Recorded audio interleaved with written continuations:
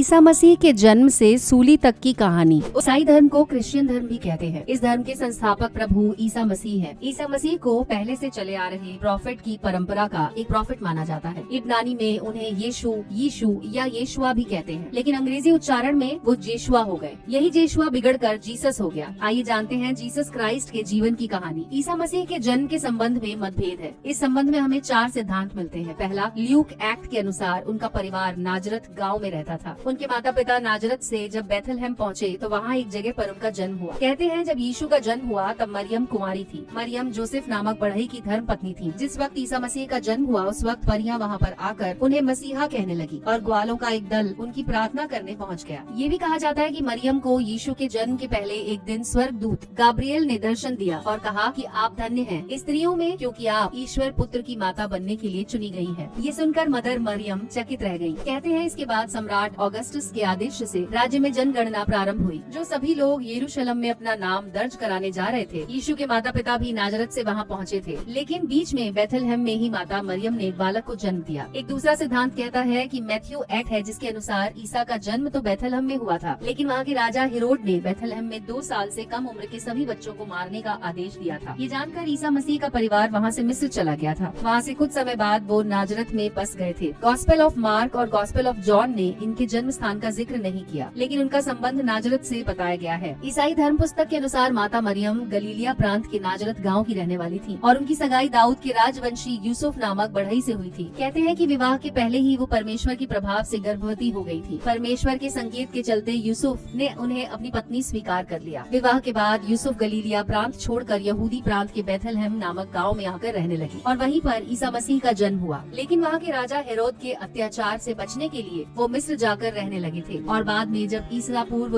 हेरोद का निधन हो गया तो वो फिर से बैथलहम आ गए और वहाँ पर 6 ईसा पूर्व ईसा मसीह का जन्म हुआ और फिर से वहाँ से पुनः नाजरेत चले गए। जो भी हो, ये तो सिद्ध होता है कि ईसा मसीह के माता पिता नाजरत के रहने वाले थे और बैथलहम में ईसा का जन्म हुआ था। अब वो बैथलहम क्यों गए थे ये रहस्य बना हुआ है। फिर जब ईसा मसीह लगभग 12 साल के हुए तो यरूशलेम में उन्हें यहूदी पुजारियों से ज्ञान चर्चा करते हुए बताया गया। ईसा मसीह खुद यहूदी ही थे। पुजारियों से चर्चा के बाद वो कहाँ चले गए ये कोई नहीं जानता। बाइबल में 13 से 29 वर्ष की उम्र में वो कहाँ थे इसका कोई जिक्र नहीं मिलता। हालांकि ये कहा जाता है कि कुछ समय बाद ईसा ने यूसुफ से पेशा सीखा और लगभग 30 साल की उम्र तक नाजरत में रहकर वो बढ़ई का काम करते रहे। उनकी असल कहानी तब शुरू होती है जब वो 30 साल की उम्र में यूहन्ना नामक संत से बपतिस्मा ले रहे थे और फिर वो लोगों को उपदेश देना आरंभ करते हैं। उनके उपदेश यहूदी धर्म की मान्यताओं से भिन्न होते हैं। जब वो नबूवत का दावा करते हैं तो यहूदियों के कट्टरपंथियों में इसका रोष फैल जाता है। हालांकि जनता के बीच वो लोकप्रिय हो जाते हैं। जनता ये मानने लगी थी कि यही है वो मसीहा जो हमें रोम साम्राज्य से मुक्ति दिलाएगा। उस वक्त यहूदी बहुल राज्य पर रोमन सम्राट तिबेरियस का शासन था, जिसने पिलातुस नामक एक गवर्नर नियुक्त कर रखा था जो राज्य की शासन व्यवस्था देखता था। यहूदी मानते थे कि हम राजनीतिक रूप से परतंत्र हैं और वो 4 शताब्दियों से इंतजार कर रहे थे ऐसे मसीहा का जो उन्हें उस गुलामी से मुक्त कराएगा। फिर जब सन 27 ईस्वी में यूहन्ना बपतिस्ता ये संदेश लेकर बपतिस्मा देने लगे कि पछतावा करो, स्वर्ग का राज्य निकट है, तो यहूदियों में आशा की लहर दौड़ गई और वो उम्मीद करने लगे कि वो मसीह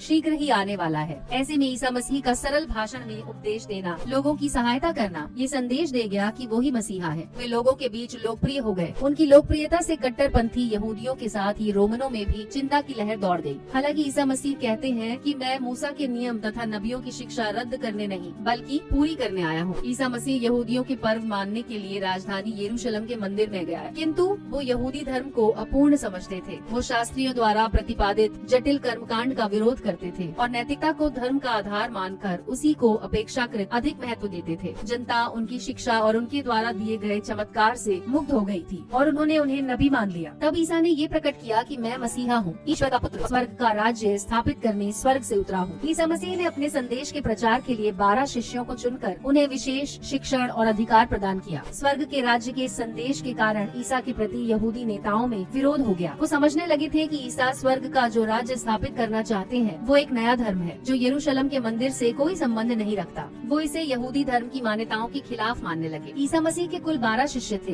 Peter, Andrew, James, John, Philip, Bartholomew, Matthew, Thomas, James, संत जुदास, साइमन द जिलॉट और मत्तियाह। फिर ईसा मसीह एक दिन 129 ईस्वी में गधे पर सवार होकर यरूशलेम पहुँचे। वहाँ उन्होंने अपने सभी शिष्यों के साथ अंतिम भोजन किया और वहीं ईसा मसीह ने संकेतों में समझाया कि उनके साथ क्या होने वाला है। वहीं उन्हें दंडित करने के षड्यंत्र भी रचे गए। कहते हैं उनके एक शिष्य जुदास ने उनके साथ विश्वासघात किया, जिसके चलते उन्हें गिरफ्तार कर लिया गया और फिर यहूदियों की महासभा में उनको इसलिए प्राणदंड का आदेश दिया गया क्योंकि वो ईश्वर के पुत्र होने का दावा करते थे। रोमन साम्राज्य के गवर्नर पिलातुस ने दबाववश यहूदियों के इस आदेश को मान लिया और राज्य में किसी प्रकार का कोई विद्रोह न भड़के, इसके लिए उन्होंने ईसा को क्रूस पर लटकाने का आदेश दिया। ईसा मसीह को क्रूस पर लटकाने के लिए पहले उन्हें कांटों का ताज पहनाया गया, फिर उन्हें भारी भरकम क्रूस उठाने के लिए कहा गया। ईसा मसीह को उस क्रूस को उठाकर वहाँ तक चले जाने के लिए कहा गया जहाँ उन्हें क्रूस पर लटकाया गया। ईसा मसीह जिस जगह पर सूली पर चढ़ाए गए उस स्थान को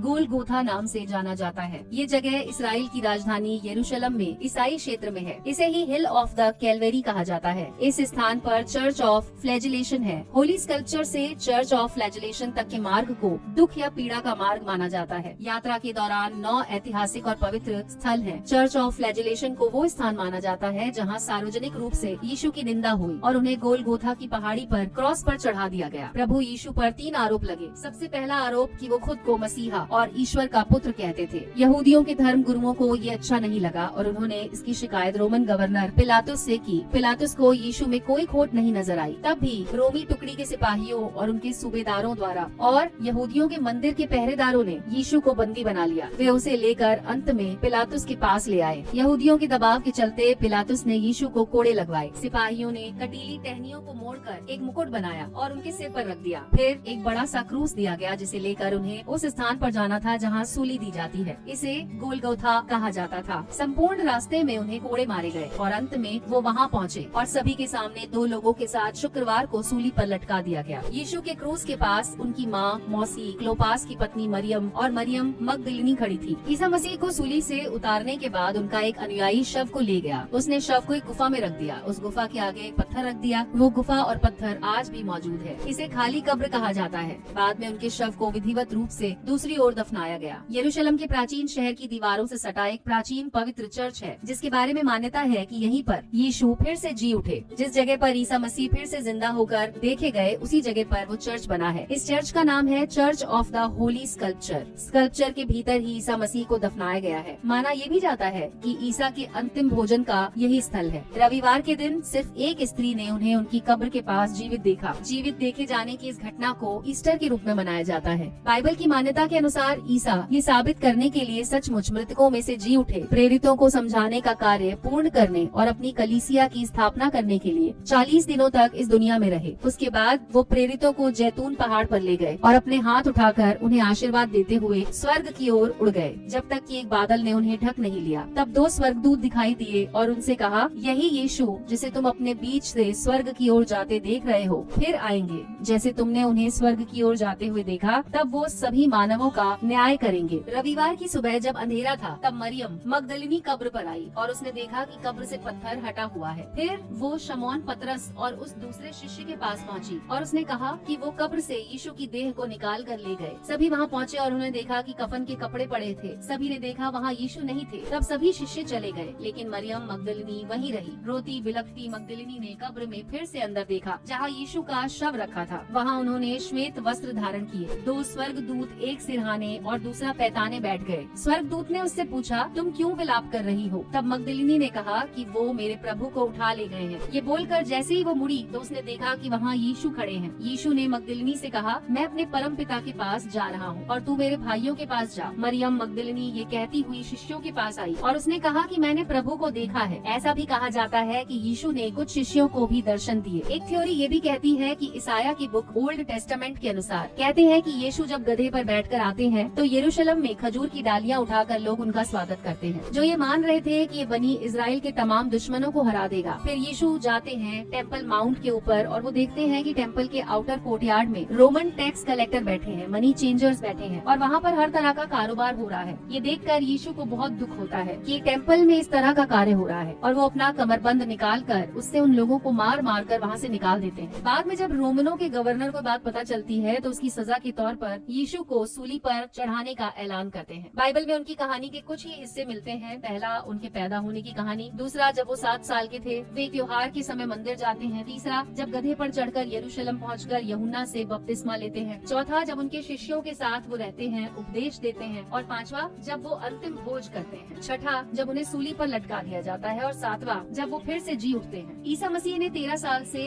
29 साल की उम्र के बीच तक क्या किया, ये रहस्य की बात है। इस उम्र में वो कहाँ थे, ये भी। 30 वर्ष की उम्र में यरूशलेम लौटकर उन्होंने यूहन्ना से दीक्षा ली। दीक्षा के बाद वे लोगों को शिक्षा देने लगे। 3 साल बाद यानी कि 33 साल में उन्हें सूली पर लटका दिया गया। 33 के बाद वो फिर कभी नजर नहीं आए। इसके बाद उनका पूरा जीवन काल अज्ञात है, लेकिन कुछ शोधकर्ता मानते हैं कि वो भारत आ गए थे और लगभग 100 साल की उम्र तक जीवित रहने के बाद उनका देहांत हुआ। कश्मीर के श्रीनगर के रोजाबल में उनकी कब्र होने का दावा किया जाता है। हम उम्मीद करते हैं कि ये जानकारी आपको पसंद आई होगी। ऐसे ही और वीडियोस के लिए जुड़े रहें हमारे चैनल के साथ।